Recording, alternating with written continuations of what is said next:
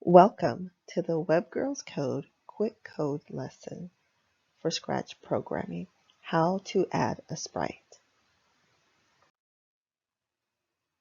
In our first lesson, you were introduced to Scratch programming and you met your first sprite or character, Scratch Cat. There he is right there, and hopefully you took an opportunity to add more blocks of code and program him to do something cool. We can see he's listed there at the bottom, but he's by himself. Today we're going to learn how we can add another sprite to your workspace.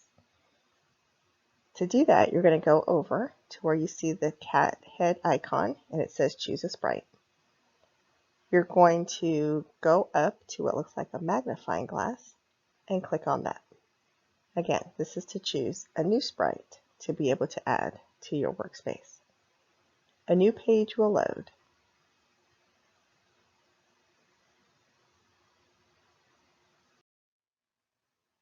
So you can see you have lots of sprites or different characters and objects to choose from. There's three ways you can select a sprite. You can do so by scrolling down on the page and you'll be able to see all the different sprites that are available.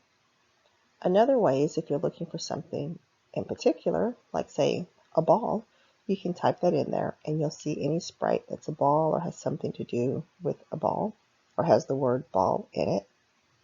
The other way that you can search for a sprite is to click on a subject at the top. For example, if you were looking for animals, you could click on animals and then you would be able to see all the different types of sprites that you can select from.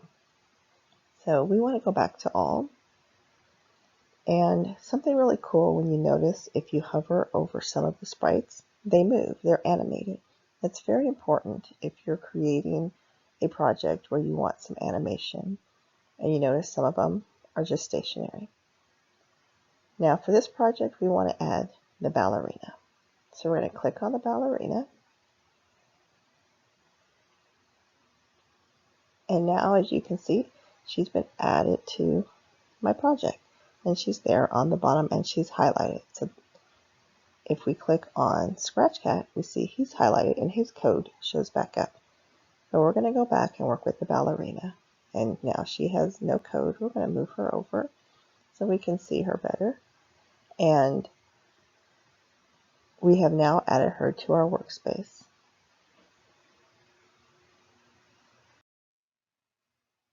Now we're ready to program our ballerina. To make sure we're programming the correct sprite, there's two ways you can check before you add any more blocks of code. You can look at the very bottom and make sure that she's the sprite that's highlighted, and also in the upper right corner of your workspace, make sure you see her picture.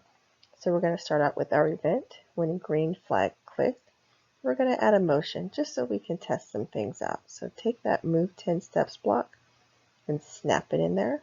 And now we're going to click on the blocks and we see she moved. So we're programming the correct sprite. So now what we want to do, remember I talked about some of these sprites have animations? Well, those are called costumes, where they each have different poses. In this case, the ballerina has 4. So let's see how we can add those animations or those different costumes.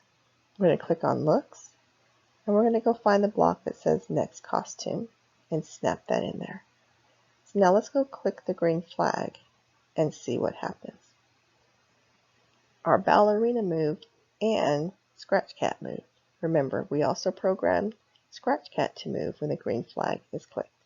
So we see she moved to one of her costumes, and if we keep clicking those blocks of code for her, she's going to go through each of those 4 poses or costumes. But we don't always want to have to keep clicking the green flag to get her to move. So let's add a control. We're going to go look for a block that's going to give us a loop where it's going to keep repeating. So we're going to snap that around. You kind of hover it over next costume. So what we've done is we've programmed our ballerina. When the green flag is clicked, she'll move 10 steps and then she'll go to the next costume and repeat that 10 times. So let's see what happens.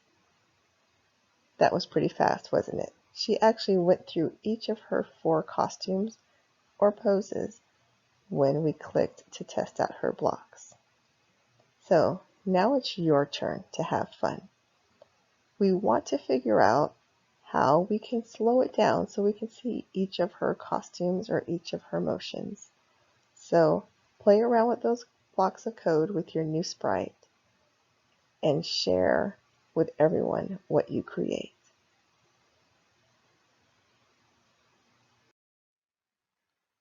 I hope you enjoyed this quick code lesson. Subscribe to our channel on YouTube so you know as soon as the next lesson is added. And happy coding!